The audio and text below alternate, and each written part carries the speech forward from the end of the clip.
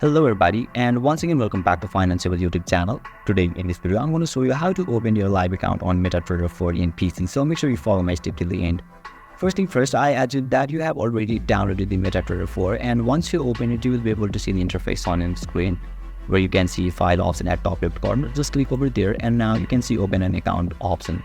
So once you click on it, you can see search bar where you can search for your company name or your broker account, and click on find your company and it will be added to your dashboard successfully.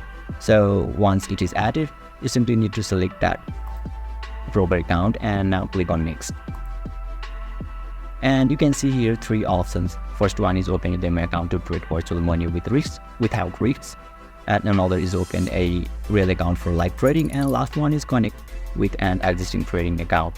So you simply need to select this last one and you need to complete your credentials. Once your credentials get completed, click on finish and you'll be able to open your live account on MetaTrader 4 successfully. So basically this is how you can open your live account on MetaTrader 4 in PC. No, I'm not. And if you still encounter any issue during this process, feel free to leave a comment and I'll be happy to assist you.